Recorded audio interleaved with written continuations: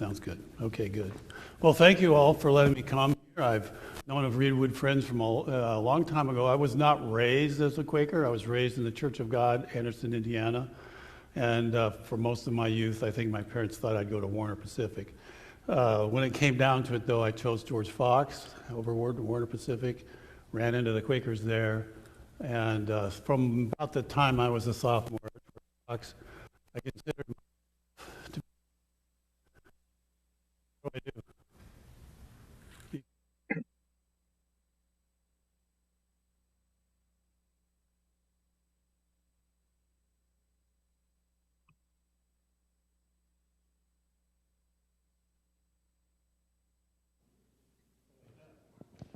All right, now can you hear me? Oh, there it came in. Good.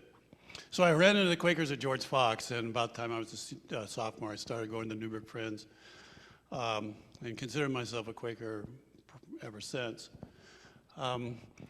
So today, what we're going to do is talk a little bit about some of the ways we're trying to deal with the concept of civility and what it means. And so what I want to do on this one is to try to accomplish today these three ideas, which I think might be for some of us a new attitude towards disagreement and conflict. I'm going to start with having you trying to help you have empathy for the devil. This is not a Satan worship thing or anything like that, but it's a way I can sometimes approach this topic. We'll see what that means in a minute.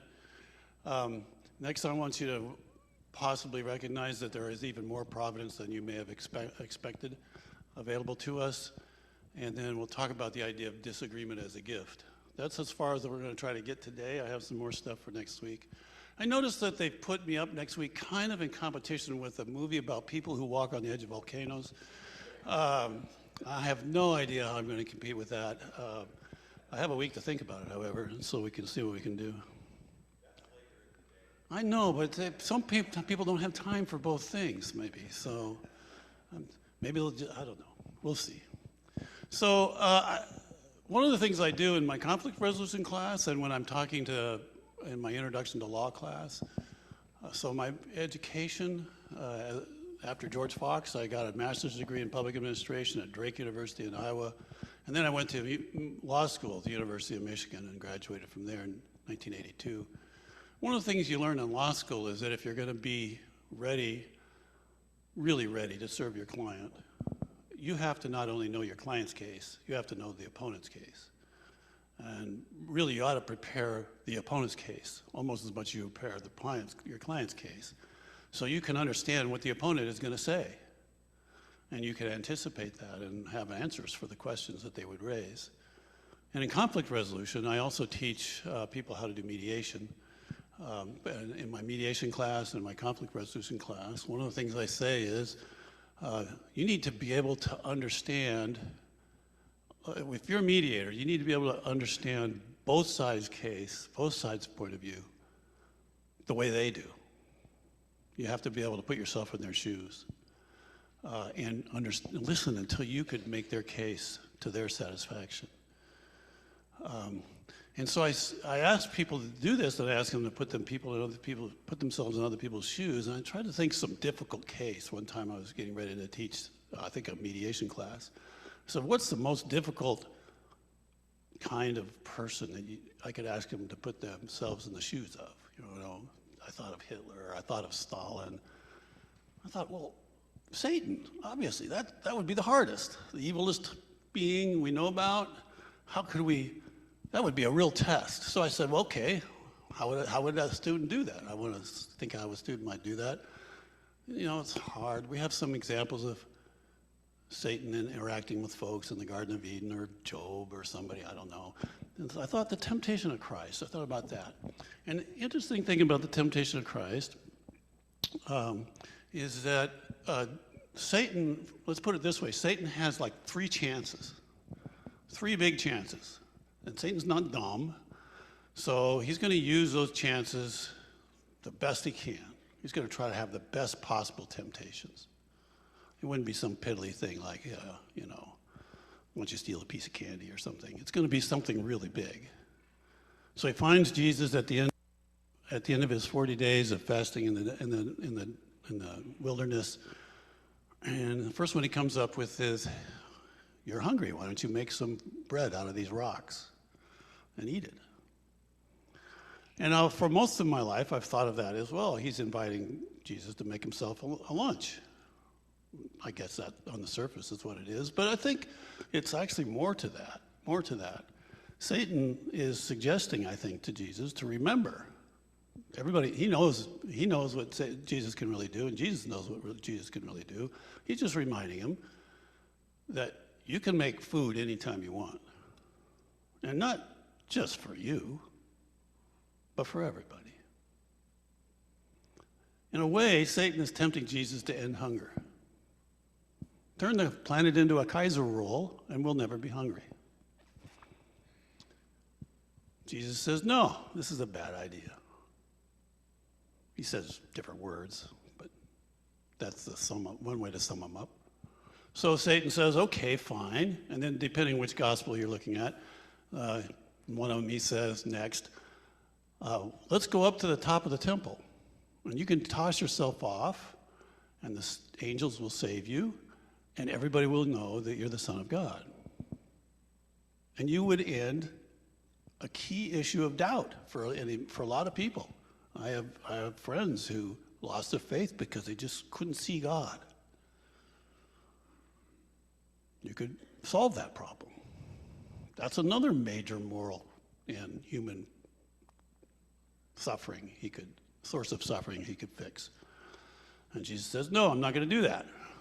So Satan takes him to the mountain and shows him all the kingdoms of the world and says to him, these are mine to give you. And Jesus is saying to himself, no, I'm sorry. I could take them without your help. God, there are gods to give. But Satan says, you can do this and you can be the king of the world and end all the kinds of bad things that governments do. We wouldn't have to have corruption. We wouldn't have to have war. We wouldn't have to have tyranny. You could fix all that. From a political science point of view, I'm saying, hey, yeah, now that's what Satan's trying to do. I'm putting myself in Satan's shoes. Satan makes these three because they're got to be so tempting for a God who wants to end suffering, who's loving, and has the power to do so at any moment. Not only our physical needs, but our political needs and our faith needs, right there. And Jesus says, no, I'm not going to do it. Millions of people suffering from hunger, from doubt, from political miseries, and he doesn't do anything about it, at least in those terms.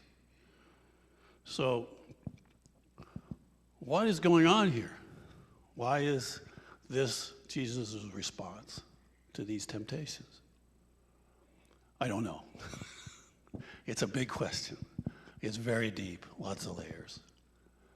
I have a suggestion, as to part of it at least. It's a suggestion, so you have to think about it for yourself. The suggestion is that we're supposed to be doing those things. We're supposed to be doing those things together for each other. Hunger, for example. If all our physical needs were met by fiat, every morning you woke up and breakfast was served, and lunch and dinner were coming soon, and you didn't have to do anything, nobody else had to do anything, and that was true for all of our needs, how would you ever love one another? How would you ever love somebody? You could say things, you could probably write them flowery notes, but could you ever really sacrifice for them? All their needs are already met. What it means to love would be something different and something shallower, probably, and maybe it wouldn't mean anything much. We're supposed to be in God's image. We're supposed to have some of God's attributes. Moral agency, responsibility for our actions is part of that. Abilities to make choices that make a difference for others is part of that. What happens among us when we work together to solve needs, to resolve pain and hunger, other things like that, that's important for us. All that stuff is very important, apparently, important enough that it's worth risking all the pain that has come because Jesus wouldn't solve all these problems by fiat. Now, we weren't left unequipped. Sometimes, another story from my mediation training stuff, and I think I have at least one grad from my mediation class here, so hopefully she remembers all this. But the mediators, when they're meeting, when people are coming to the mediation, they've had long disputes, they haven't been able to resolve it themselves. They may be fairly minor, like neighborhood disputes, they could be bigger. And the big chore is to get them to come to the mediation, because they tend to think the other person's just never gonna listen to reason, it's gonna be a waste of time, so forth. When they come to the mediation, they still often are not very hopeful. They're very pessimistic. And a really good mediation will often go through a very difficult time. It gets harder at beginning rather than easier. The nice pleasantries drop away and they start making accusations and temperatures rise and people get angry and people get even more despairing than they were when they got there. This happens a lot. And I tell the mediation trainees saying, when that happens, you have to be the one that keeps hoping. You can't give up too, because if you give up, there's nobody there who's going to have the stick-to-itiveness to get through the hard part. Somehow you have to be the person that brings hope and keeps hope, and you have to find a way to do that. My way, I usually share this, is that I believe in an omnipotent, loving God. If he's omnipotent, well, first of all, if God is loving, then God wants our needs to be met. That's a pretty minimal standard of love. And if God's omnipotent, it must be possible. Now, this runs into my thing about Jesus and Satan. God's not going to just do it automatically, but there at least has to be a way. And I may not be able to see the way as the mediator even, although usually mediators can see ways that the other people can't. But even if I can't see the way, that doesn't mean it doesn't exist. It has to exist. So for me, it's a faith thing. Other people in the mediation training may not have that faith, and I say, you'll have to find your own way to be the last person in the room to give up hope. Okay, so sometimes people push back. Sometimes people say, there's some times when it's just, time is running out. You need a miracle. You're relying on miracles, aren't you, Ron? And I don't have a perfect answer to that question either, but a partial one at least. And that is to say, I'm not really relying on miracles in the sense that God intervenes into the universe and changes something right now. But I am relying a lot on providence. That a lot of stuff that we need is already there. And we just need to find it and use it. And I like to use the example of polio. Polio, when I was a kid, and some of you too can share this, was a major fear. Because it had actually started, I don't know if it was just more noteworthy or had become more virulent or something.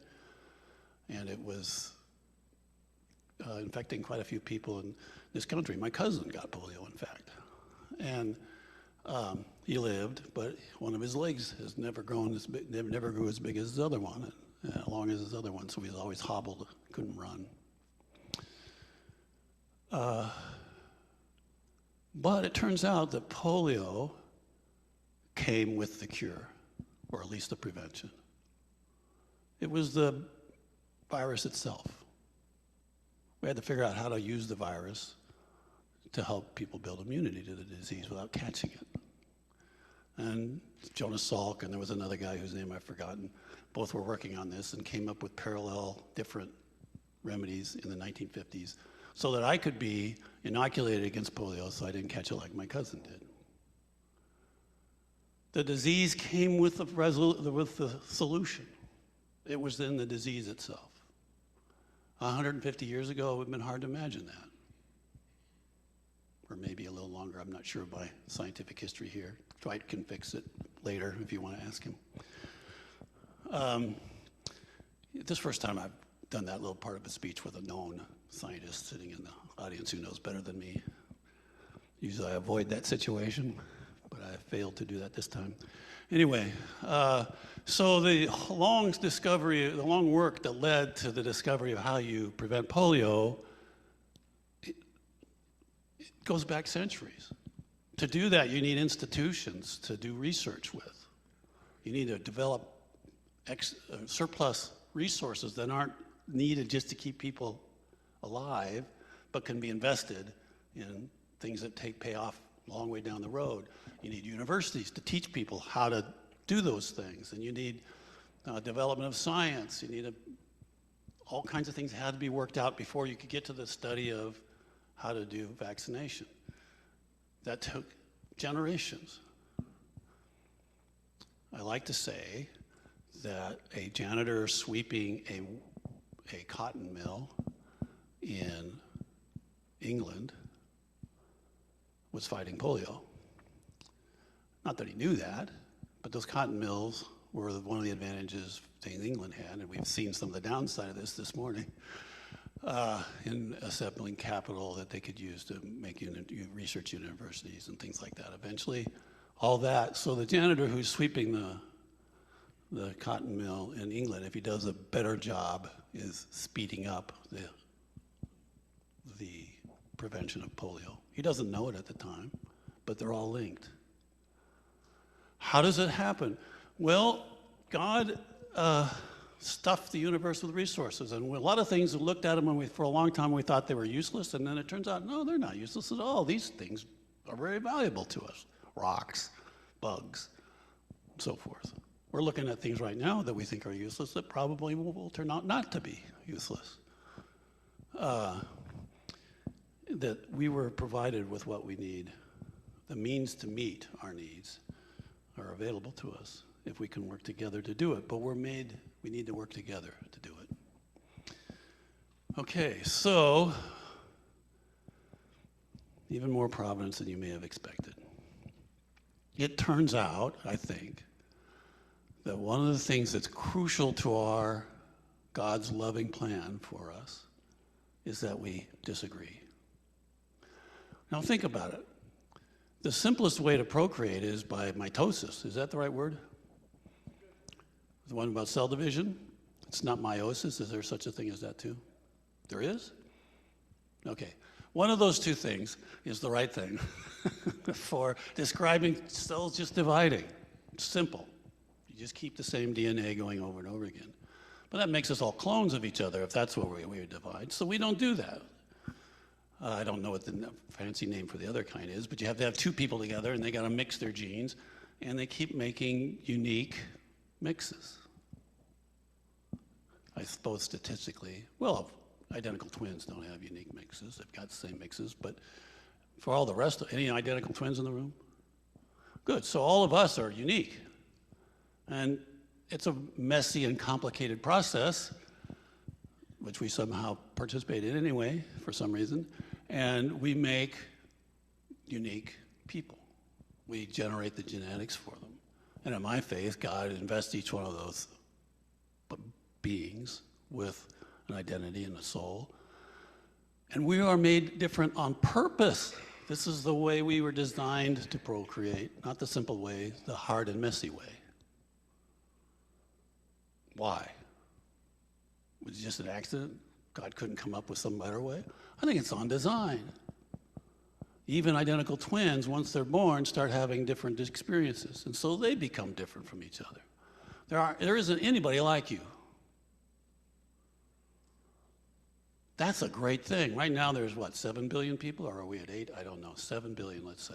Just settle for that for now. That means there are 7 billion different people. And every one of them is going to look at experiences different from one another. So of course we're going to disagree. That's what we're designed to do. It's not a flaw in the system. It's the crucial value of the system. So that when we encounter things, we have different perspectives about them. That means we don't look all at the elephant from the tail. We look all the way around and we see that it's not just a tail. It's got ears. It's got a trunk. And we can argue about it until we figure out what an elephant is. That's why we are made the way we are, to make humanity into a huge, super powerful information gathering and processing system so we can learn stuff. When you learn to drive, did somebody teach you? How many people learn to drive without anybody's help? Well, I think you all did, didn't you? Can you think back to when you were learning to drive? Did you ever have your parents say, "Oh, stop doing that! Stop right now"? That parent was disagreeing with you. Why? Keep you and everybody else around you alive, yes. Would it have been better had they not? Oh, whatever. Drive however you wish, dear. I've already paid for my insurance. I've said my last prayers. No, they needed to disagree with you. It was crucial that you be disagreed with. This phone. In the last 30 years, we've taken the whole desk, a whole office worth of machinery and equipment and put it in the phone so you can run your business from your phone. And besides that, you can keep up with your family and watch baseball games. Highest and best uses of the phone. The first phones couldn't do this. Even the first internet-capable phones couldn't do all these things. People would make phones and they'd hand them out to folks and people would buy them and they'd start complaining. Why can't it do this? Bunch of ingrates. But the phone companies understand that those complaints are gold because they can figure out how to make their phones better. And hopefully if a market is working well, they do respond and make their phones better. I'm not sure all the things they do are all better. My phone went off during prayer time, but they are wonderful things built on disagreement. So providence includes all the resources stuffed into the planet, including all the people around you, including yourself, who all have different views of things and will be willing to disagree. Also, we know how to write now, so we can record our disagreements so we don't have to do them over and over again, and we can learn from them that way, and so forth. There's nothing like it that we know of anywhere in the universe. There may be somewhere we just don't know, but right now we don't know anything like it. And it's built on our differences. I am happy to see the rainfall most of the time. Sometimes there's a little too much. I'm happy to see the sun, although sometimes there's a little too much. And being a Northwesterner, I can tolerate the rain, too much rain, better than I can tolerate too much sun. Then why shouldn't I also embrace a disagreement, even though sometimes there's a little too much? I should be as happy about a disagreement as I am about a spring day. Because it's crucial to our environment, to our welfare and our ability to help each other. This is what was designed to happen. So, when I say there might be more providence you may have expected, that includes the disagreements you have with people. The specific disagreements may be poorly tuned and so forth, but the fact that we do disagree is precious. One more on this before I move on to another thing. People who study effective groups will tell you that a group that agrees too much and too easily will end up very soon not being very effective. They'll drive themselves into some kind of snowbank and have trouble getting out because they don't have what they need, which is multiple perspectives.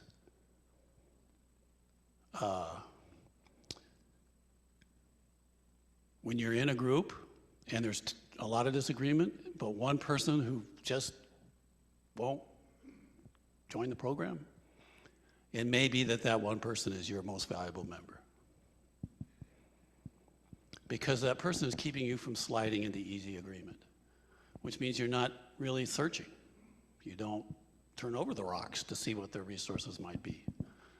And so, again, I think that's an example of disagreement as being providential. Something to embrace, something to be thankful for, like a spring day in the middle of February when they don't belong. Something like that. Did we have any spring days in the middle of February this year? I'm not quite sure. So disagreement is a gift, a critical part of providence. By the way, I handed out some sheets that have summaries of some of these slides so you'd have some recollection of them. I've talked mostly about this. Disagreement is a gift. We're designed to disagree. We're called to be stewards of our disagreement. If it's a gift, if it's a resource given by God, then our response is not to stuff it in the corner or bury it, but to be stewards of it.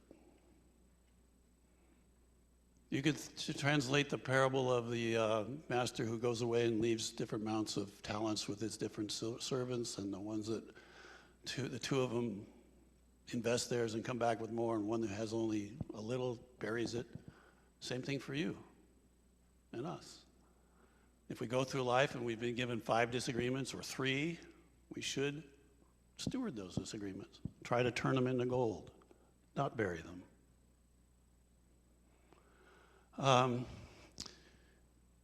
We're called to do this because they're part of God's providence. This is one of the main things God's relying on, I think, when Jesus turns down the temptations. He's preserving the possibility of this stewardship of our disagreement. Don't worry, Paul's warned me that I have to leave some time for conversation. But does anybody have anything they want to say right now about that point? I thought you were volunteering to say something. You leapt out of your chair. Give it to D there, please. Oh, not D. Somebody else. Okay. Oh, he's going to fix me on mitosis and meiosis, probably. Yeah. It's mitosis. Okay. It was also Dr. Sabin, was the other polio person. Yeah. Last night, Fred and I were here to the George Lakey presentation, and his point was that the greatest strides in improving a society is when it's in greatest conflict. Mm-hmm. And he listed the 1920s and 30s here in the United States and the benefits of that conflict. And then he talked about the 1960s in the United States and the big strides we made in civil rights and whatever during that time. And there was a lot of conflict with the war in Vietnam. Mm-hmm. And then he said, and basically said, we need to be more like the Scandinavian countries that benefited from their disagreement 120 years ago. And I think he held them up as the ideal. We could argue about that, I guess. Yeah. What do you think about that idea that George Lakey put out, that out of debate, conflict, kind of like we're in right now, mm-hmm. Good things come out of that? Well, I obviously agree with it. There is we have to recognize that conflict is not guaranteed to come out well. There's a risk in every conflict as well. And so you can look at some placid times in American history, maybe the 1950s would be a good example, where I would say it's quite, many Americans enjoyed a relatively placid time. And that seemed low risk. I mean, the roots of what happened in the 60s were already going in the 50s. The school busing case, Brown versus Board of Education, was a 1955 case, right in the middle of the 50s. But, so it can seem placid, but those placid times need to be looked at with a skeptical eye as well, because they may not be times when we're making the most progress. I don't know how this particular, so the Civility Project was initiated because Robin Baker, the president of George Fox, was concerned about both political and religious divisions that have gotten sharper, it seems like, recently, and actually documentably sharper in politics at various levels. It's pretty easy to measure the increased in polarization since even those 1960s you were mentioning about. We're more polarized now in many ways than we were then.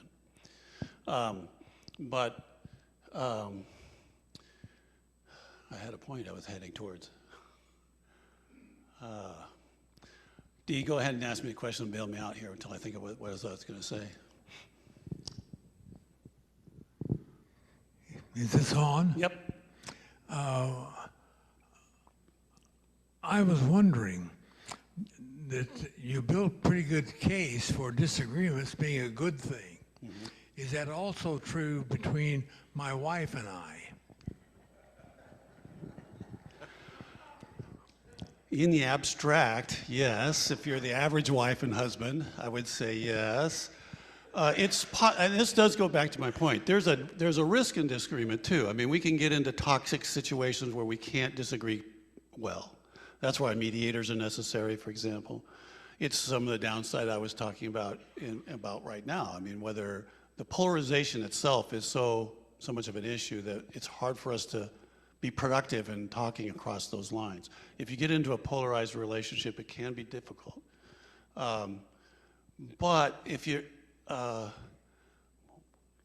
mean, one way of looking at marriage, particularly if we're committed to each other for life, is that we've just bought an ongoing, won't quit self-improvement device in our spouse, who's going to say, you know, it really would be better if you put the toilet paper roll over the top than over the bottom.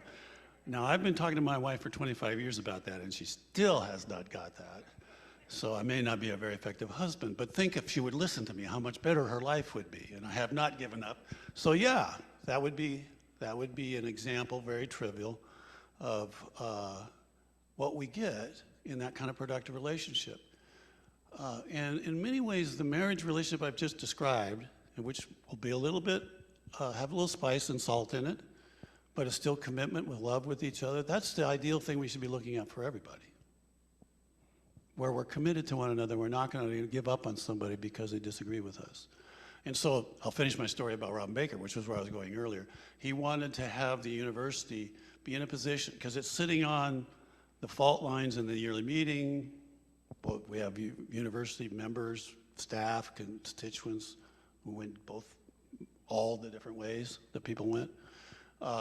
And in our political world, it's right on that fault line. So the university, he thinks, should be having a mission to help people work together across those lines, why there's a civility project. I'll talk a little bit about your reference to the legal system. The Anglo-American legal system is called the adversarial system. And just as you said, what it proposes is that we'll do the best decision-making if the decision makers are supplied with zealous arguments from different points of view. And the whole American legal system is built on kind of that assumption.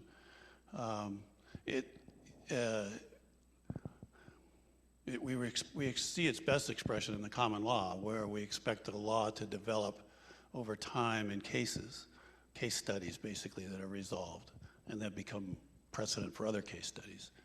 I am a big fan of the common law. I love it. It's partly because it's so fun to study.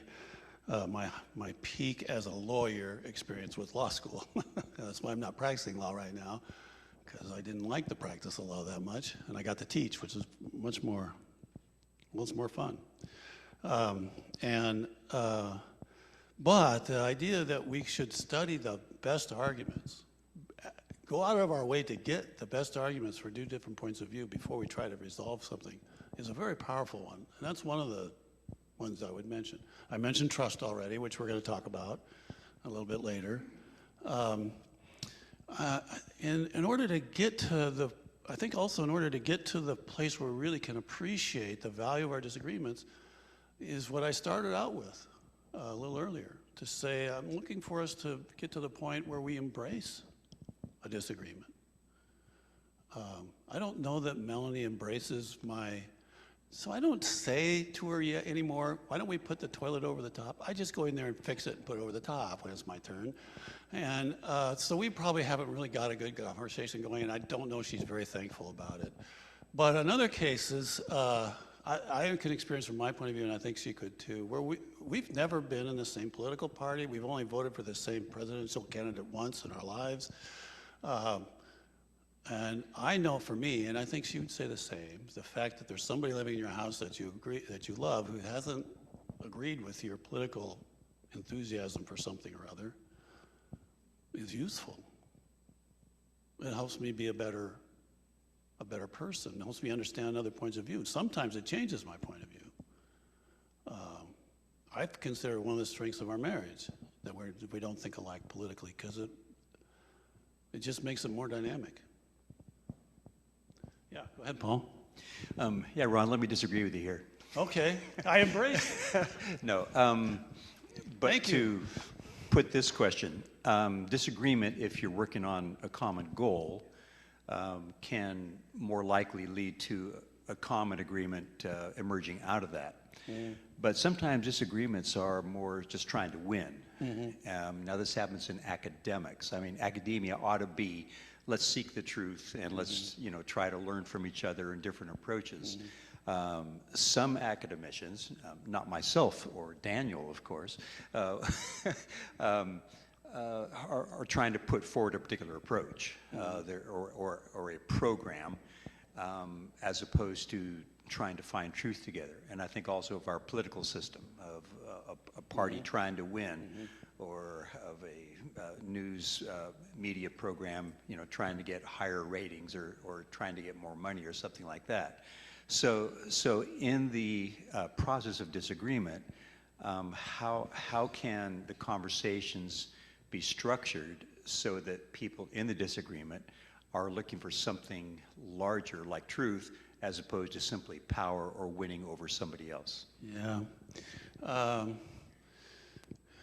I'll try to even enhance your question a little bit, because it's not just that people are defending turf or defending parties. People of goodwill are generally trying to defend vulnerable people, or defend some kind of truth that we were talking about earlier, that Herb talked about, for example. And those are things that we need to defend. So what I'm looking for here is a balance between that and being open to listen. So partly you could take this as a strategic approach. I don't think this is the most powerful one, but it's a useful one, to say, I will be able to defend my side better if I know the other side better. That's what a lawyer is thinking adversarial. He's not going to probably try to convince his client that the other side's right, but you become a better advocate for your side when you acknowledge the strengths of the other side. So part of it is tactical, I guess, more than strategic. It's a tactic to make your argument stronger. In this, I was influenced a lot by Gandhi, as mediated by a guy named Mark Juergensmeyer, who wrote a book, has had 3 different titles. I think the current version is Gandhi's Way. I liked his first title better, Fighting with Gandhi, because it meant both fighting alongside Gandhi, and at some point in there, he actually stages little arguments that Gandhi might have with different people. So those people were fighting with Gandhi in a sense, like he imagined an argument between Karl Marx and Gandhi, or some other folks. And Gandhi's point of view was, according to Juergensmeyer, and I think this is accurate, Gandhi's point of view was that even when he's arguing with the British, who he thinks clearly have no right to rule India, he still has to listen to the British. There's things that India can learn from the British, and things that the British can learn from India. And the course of the path to independence should be influenceable by truths that the British hold that the Indians don't necessarily hold as well. He thought that the key thing for arriving at truth, he believed that there was absolute truth possible, but the way we get at it is we have one side with what he would call the thesis, and another side with the antithesis, and then they try to put it together, and in Juergensmeyer's words, to try to create a new truth that incorporates the truth of both sides. I think that's a powerful image. I'm not going to, I don't advocate just abandoning things that we think are true. If we can't win, if we can't achieve the fulfillment of all that truth, it's good to get part of it and then keep it open. It's also good, one of the things I'm going to argue next week is one of the ways we can be better stewards of truth is to never eliminate our opponents. Keep our opponents in the game. To the point that, so I don't know, you may have heard about Newberg and a school board. Maybe you haven't, I don't know. But it's gone through a period of turmoil. When I was on the school board, we had suspicious amounts of unanimity. I was always uneasy about it, even though as a Quaker I should like sense of the meeting decisions, right? We hardly ever needed to vote. I thought we maybe should have more disagreement. It was replaced over time by a school board with nearly opposite points of view, who now doesn't have much in the way of significant disagreement. If I could design the school board, I'd keep 3 people from that side, 3 people from that side, and 1 in the middle, or maybe 4 and 2, but I would not eliminate either side, because the school board would work best if it had all the community's views on it, and the school board members themselves could trust each other. That's a high standard, which has not been met in 13 years, 12 years. I've been paying attention to the Newburgh School Board closely. It wasn't met while I was on it, and it's not met now either. And so that I would want to have room for voices that don't agree about my truth, even though I want to defend the truth. I want to listen to those folks, because I might be wrong. Everybody has been wrong so far. Every human group that I know of has been wrong about something. And it would be bad not to be able to see that. That's a good question. Did I answer it okay? Good enough for now? Thank you, Paul. Anybody else?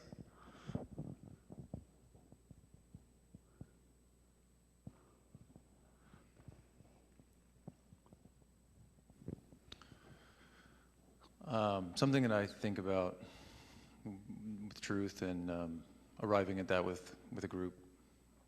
I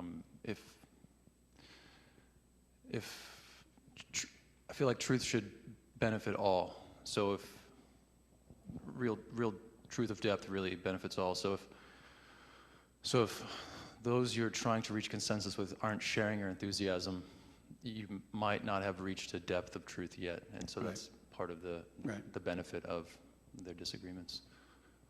Right. And we have to live, and we can't stop living until we get all these things sorted out. So we're going to spend most of our time in some kind of a mixed situation, where we're gaining on some areas and we're not making much progress on another, because you can't just shut down the city until everybody agrees on stuff. Right. Can online offer questions? I thought so. I can't hear it now. Can be. There we go. Okay. Of course, I'm going to bring up the scientific method here. Sure. Science at its best disagrees. Yeah. We put out a hypothesis, then we all debate it. Mm-hmm. The problem is that when you personalize the disagreement and you diminish the person rather than the idea, you got major problems. And then it spirals into chaos.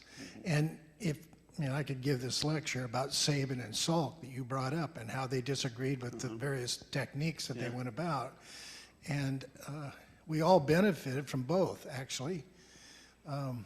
The church, as Irv talked about today, the church hasn't always done that well. No.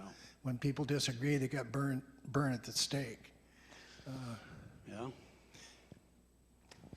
Or more figuratively, more recently, we didn't burn anybody at the stake in the yearly meeting. We just sort of acted like it sometimes. Well, and that's because I know.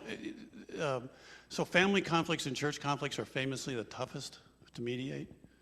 The family, because they've got so much stuff, and you never, no mediation can touch everything the family's going. But also because the family is so crucial. It's my place in the family is so important to me that it's hard for me to risk it. Well, in the church, it's similar. We're kind of like just family in many ways. We have some of those dynamics. But also, on top of that, we've got this truth that we're defending, that we believe in, that we've staked our life on. And if somebody seems to be attacking that, that's really hard not to get just defensive.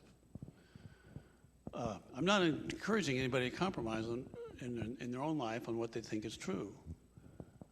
I still don't vote for the candidates that Melanie would prefer I would sometimes.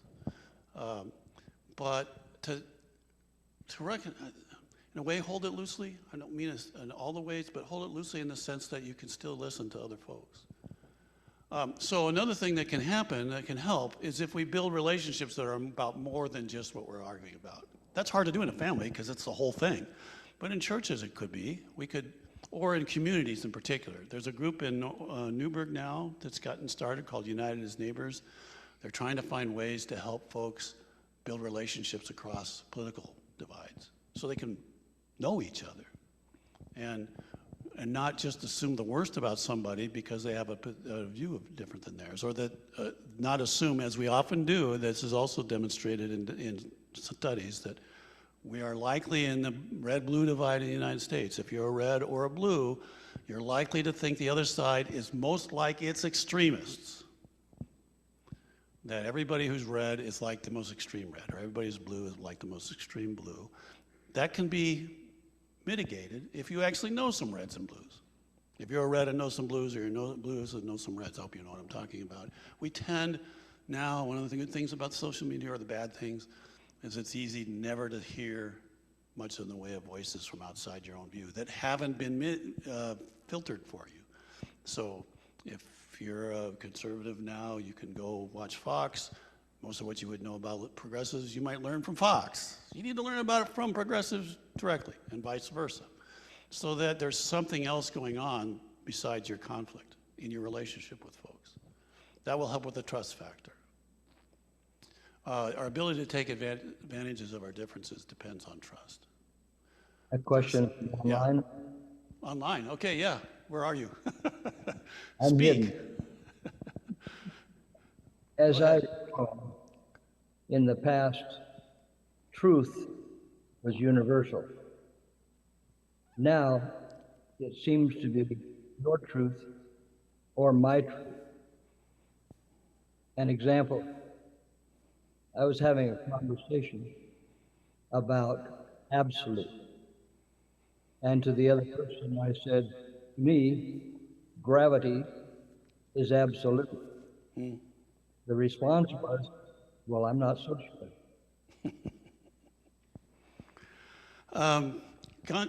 Gandhi was aware of this problem. As I said earlier, Gandhi thought that absolute truth does exist. We don't know it perfectly. We know it only imperfectly. And our conflict should help us learn it better. Better, not perfectly. So part of my response to that is to say, no, I think there is absolute truth. Some people in the modern world say, well, there might be, but there's no place from which you can look at it. There's no place to stand. I'm not even interested in that argument. Maybe that's not a fair answer. But it can be absolute truth, but our perception of the truth, it's important for us to remember our fallibility. Our perception of the truth is not absolutely accurate. I think that'd be my contribution to that conversation, so that we can say, well, there is absolute truth about that. I care deeply to get to it. Here's my estimate of that truth. I want to hear your estimate of that truth. Is there any way in our conversation that we can both move closer to that truth? Go ahead. Thanks, Ron. This is really helpful. It seems to me that one of the issues that's key to disagreement and how we agree is the whole notion of tension. Mm-hmm. Tension is a good thing. Mm-hmm. Tension holds this building together. And up. And up. Yeah. And tension holds bridges together. Yeah. And tension holds us together. Like you say, if Jesus said, yeah, it's all going to, I can fix it all, don't worry about it, we'd float aimlessly. Yeah. And tension keeps us on the ground and moving. Our dependence on another is another way of putting it. If Jesus provided everything, we wouldn't need to depend on each other. Our dependence on each other adds to the tension, because I need you sometimes to cooperate, and you need me to cooperate, otherwise we can't get things done. Yeah, that's right. Go ahead. This is helpful. You mentioned thesis, antithesis. I'm thinking of the ongoing process. I think it was Hegel, but yeah. The idea of thesis, antithesis, and then the result was synthesis, and then synthesis became the next thesis. Yes. Antithesis. So instead of absolute truth, it's a process of getting closer and closer and closer. Oh, yes. Now, there's a risk that you can also get outcomes that move you away from truth. We can unlearn things too, but that's the risk. And but this is Gandhi. Gandhi bought all that whole process. He was being very Hegelian at that point. I'm sure he knew about Hegel. He framed it that way. Yes. All the way over there. This is good. Your pastor needs the exercise. I'm not saying anything. No, wait a minute. I'm not saying any comment on your current condition. Just exercise is good for people. I don't know. You're probably fitter than I am, for sure. Go ahead. Yeah, thank you so much for what you've shared. And I got to take Ron's mediation course when I was in college, which I really enjoyed. And I think a key part of that course that has stuck with me is a call to humility when we're listening to one another. And as I went on and did graduate work, that kind of kernel blossomed as I learned more about like Gandhi's salt march to the sea, civil rights movement in the United States. And I'm connecting a lot of thinking right now between what you are talking about and what Irv talked about earlier, and thinking about the conversation that is started through activism, and thinking about the amount of research, the amount of work, the amount of love that goes into beginning a conflict, identifying an injustice, and starting a conversation around it. And I absolutely think that there is a responsibility, a societal responsibility, to listen with humility, to hear when people raise these issues. But I also feel nervous sometimes, especially in our Quaker spaces, which I was raised in, which I love, when we prioritize harmony sometimes at the societal movement toward the just.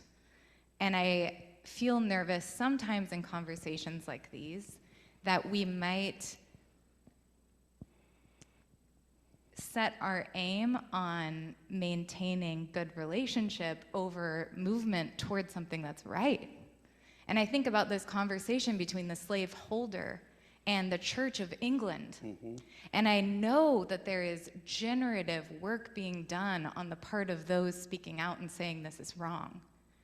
And I wonder what generative work is being done by those saying, no, actually slavery is good. Is it fair to say that their entering that conflict is generative for the society for justice?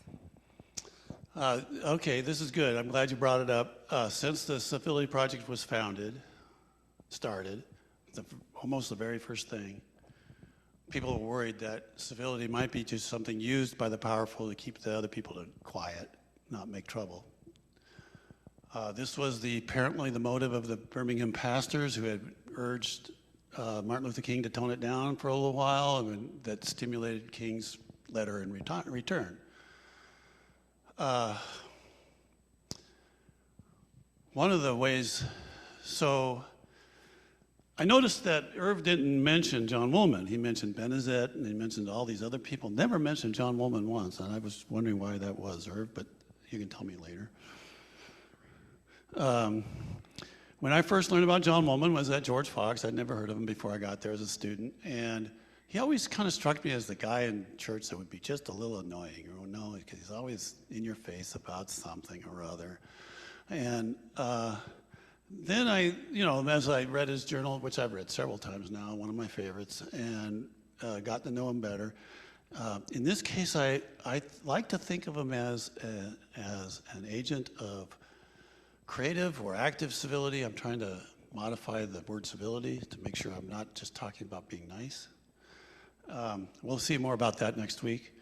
But he is an example of something that's important. There was not enough disagreement in the Western world, or the world in general, about slavery until maybe the 18th century. We lacked disagreement. And that was part of the problem.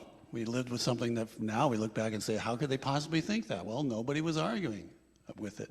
And Woolman was one of the ones that changed that. Maybe in American context, maybe the most important one. Because he wouldn't just agree. And he'd go to North Carolina and try to pay the slaves that were serving him there in the slaveholding Quaker household and stuff like that. He made himself a little bit annoying, I'm sure. And it was useful work.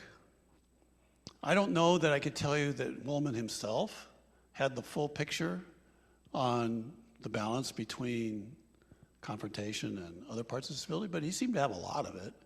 I mean, people kept inviting him over, even though they knew the last place he tried to pay the slaves. So he must have had some winning qualities or something that helped maintain relationships. That's part of the dynamic.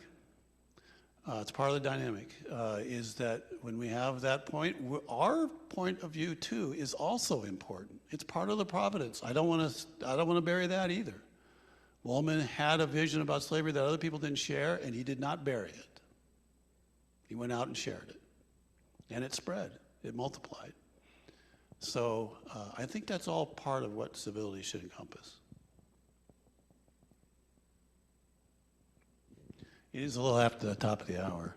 I don't want to be blamed for people being late, but I'm glad to stay as long as people want.